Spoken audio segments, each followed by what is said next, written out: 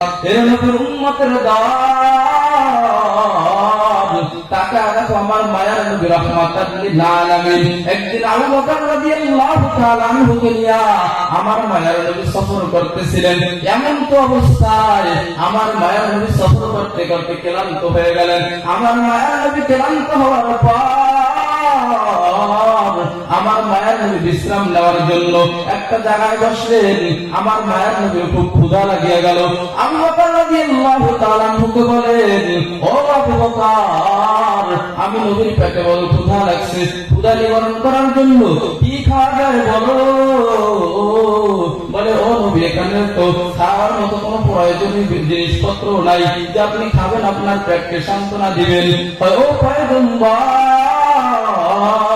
ওই যে সামন দিকে তাকায় দেখতেছি বিশাল একটা বকরির পাল দেখা যায়, ওখান থেকে যদি কিছু দুধ সংগ্রহ করা যায়, ওগুলো খেয়ে যদি পেটকে সান্ত্বনা দেওয়া যায়।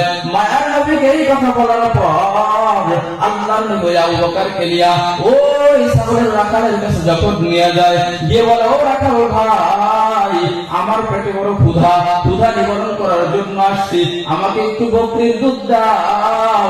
ওই রাখাল বলতেছে, না পয়গম্বর, আপনাকে আমি কি ওই বকরির দুধ দেব? এগুলো তো মালিকের পক্ষ থেকে আমার কাছে আমানত, এগুলোর খেয়ানত করা যাবে না। আল্লাহর নবী মুহাম্মদ